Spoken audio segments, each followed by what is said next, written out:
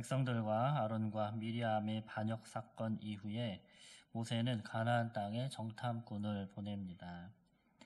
본문에서는 여호와께서 모세에게 조상의 가문 각 지파 중에서 지휘관 된 자 한 사람씩 보내라고 명령하고 있습니다. 신명기의 기록을 보면 이 사건에 대해서 좀 다르게 기록을 하고 있는데요.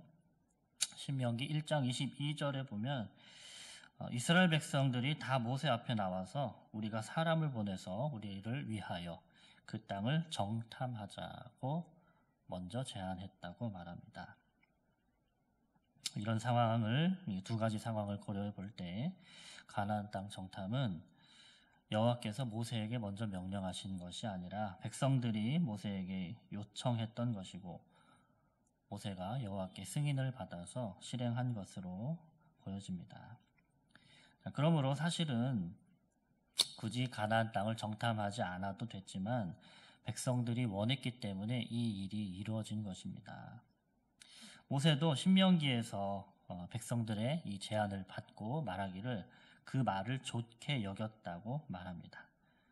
백성들의 요구대로 정탐을 하는 것을 모세도 좋게 여겼다는 것입니다. 그럼 모세는 왜 정탐하는 것을 좋게 여겼을까요? 2절에 보면 분명히 가나안 땅은 여호와께서 이스라엘에게 주는 땅이라고 여호와께서 이미 확정해 주셨습니다.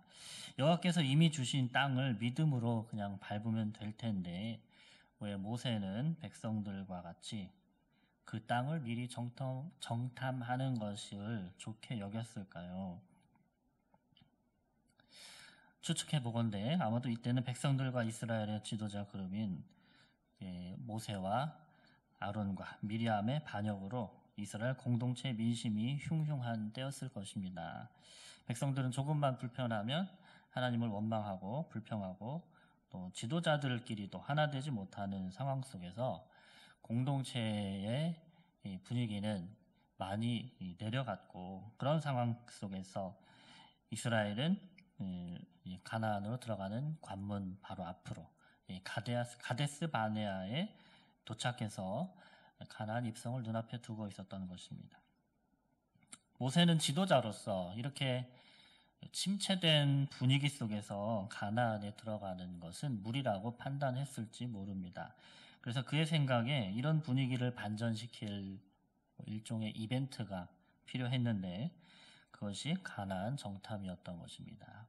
젖과 꿀이 흐르는 풍족하고 기름진 가나안 땅을 정탐꾼들이 먼저 보고 와서 백성들에게 희망적인 보고를 하고 나면 이스라엘 백성들의 가나안 정복에 대한 기대감이 높아질 것이고 공동체의 침체된 분위기도 단숨에 반전되어서 상승 기류를 탈 수 있습니다.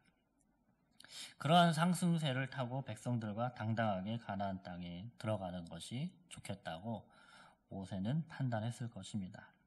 그래서 모세는 여호와께 이 일에 대해서 승인을 받고 여호와의 명령을 따라 각 지파에서 한 지도자를 택하여 보냅니다. 1, 2절에서 여호와께서 말씀하여 이르시되 사람을 보내어 정탐을 하라 이렇게 기록되어 있는데 이 말씀은 문자적으로 너 자신을 위하여 사람을 보내어 이런 의미입니다. 즉 가나안 땅을 탐지하는 정탐꾼을 보내는 일은 사실은 하나님을 위한 일이 아니라 너 자신을 위하여 모세를 위한 일이라는 것을 말씀은 암시하고 있습니다. 이 일을 통해서 우리가 알 수 있는 것은 하나님께서는 본인이 계획하지 않으신 일이지만 우리가 원하고 요청할 때 그 일을 들어주실 때가 있다는 것입니다.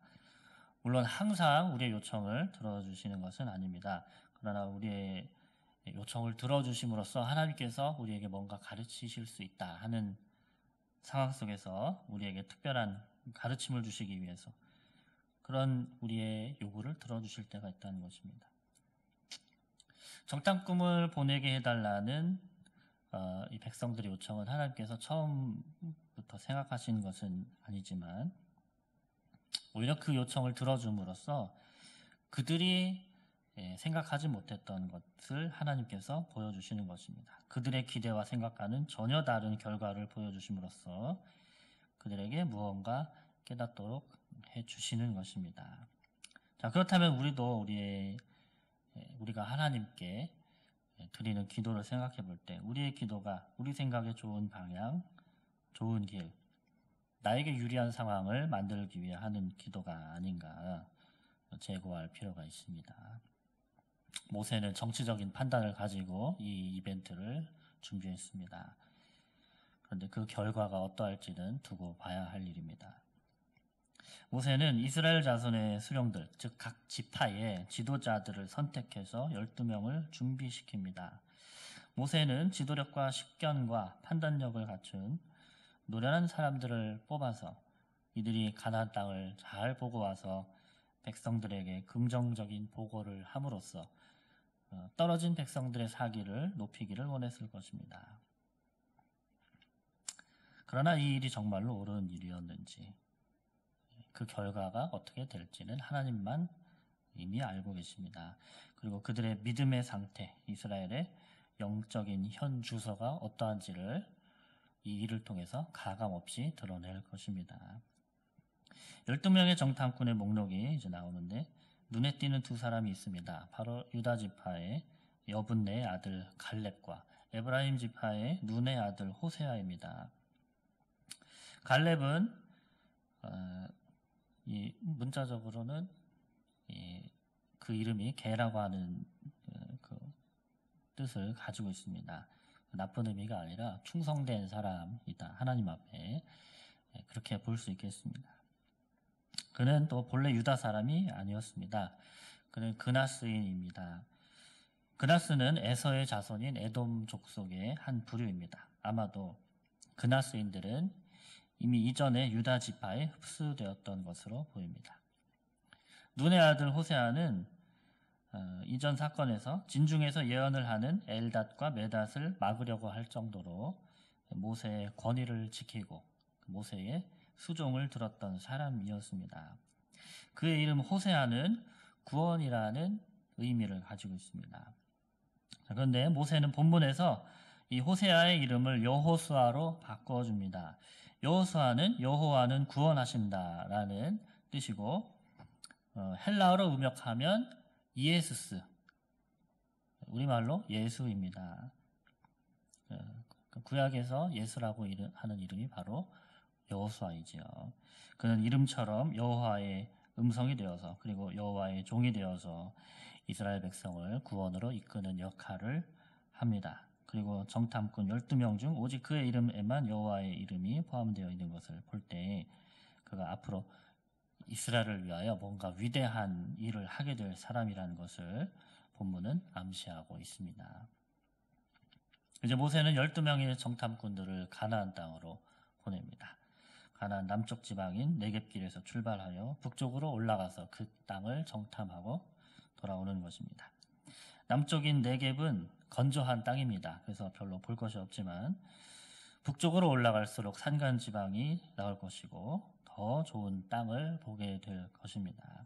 모세는 그 땅의 거민이 강한지 약한지 많은지 적은지와 그들이 사는 땅이 좋은지 나쁜지 그리고 사는 성읍이 진영인지 요새인지 또 토지가 비옥한지 메마른지 나무가 있는지 없는지 탐지하라고 합니다.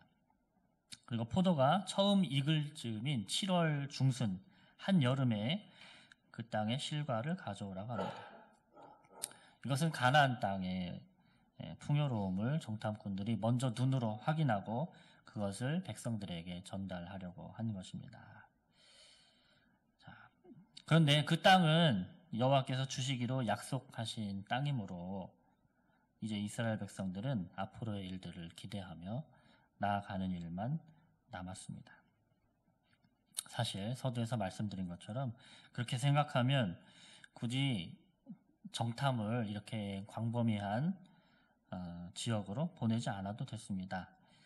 이미 하나님께서 주시기로 약속하신 땅이기 때문에 돌다리도 두드려보고 간다라는 속담이 있지만 여기서는 그렇게 할 필요가 없었던 것입니다.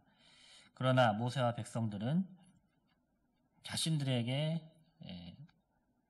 인간적인 확신이 필요했고 이 인위적인 이벤트가 어떤 부메랑이 되어서 그들에게 돌아올지 전혀 모르는 채로 이 원정대를 보내게 됩니다.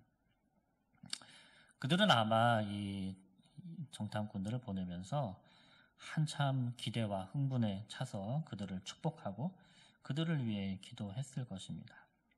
지도자인 모세도 이 임무를 주면서 얼마나 큰 기대를 하고 있었을까요?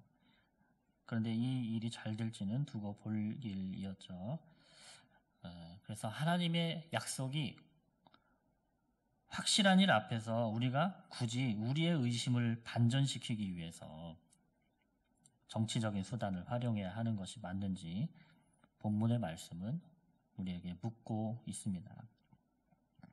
우리가 매사에 조심하고 신중한 것은 좋습니다. 그러나 하나님의 약속이 확실한 일 앞에서 우리가 우리의 꾀를 낼 필요는 굳이 없습니다. 하나님의 말씀이 우리에게 확실히 주어져 있어서 하나님이 하라 하시는 일과 하지 말라 하시는 일이 있다면 우리는 그저 순종하면 됩니다. 이것은 맹종이 아니라 나의 잔꾀가 들어가 있지 않은 순종입니다. 나 스스로 말씀 앞에서 이리 재고 저리 재고 계산하면서 말씀을 들었다 놨다 할 필요가 없습니다. 때로는 우리가 말씀 앞에서 단순하게 순종하는 것이 가장 큰 지혜입니다. 그러나 우리가 그렇게 하지 못할 때가 많이 있죠. 그 이유는 내가 자신의 유익을 더 많이 따지기 때문입니다. 말씀 앞에서 그 말씀에 원하는 것에 주도권을 주는 것이 아니라 말씀을 순종하면서도 나에게 더 유익이 되는 것을 계산하기 때문에 바로 순종이 되지 않는 것이죠. 자, 그러나 그런 자세는 하나님을 경외하는 태도가 아닙니다. 우리는 유익이든 손해든 하나님 앞에서 감수할 준비가 돼 있어야 합니다. 그렇게 할 수 있는 이유는 하나님을 신뢰할 수 있기 때문입니다. 그러므로 사랑하는 여러분, 하나님의 명령 앞에서 단순한 순종을 드립시다. 그리고 나의 기대와 생각을 지나치게 하나님께 강요하며 기도하지 맙시다. 그분의 생각은 우리의 생각과 다르며 그분의 지혜는 우리가 헤아릴 수 없습니다. 그러므로 그분의 말씀 앞에서 우리의 생각, 욕심, 계산 다 내려놓고 단순한 순종으로 선한 길로 인도받는 저와 여러분이 되시기를 주님의 이름으로 축복합니다.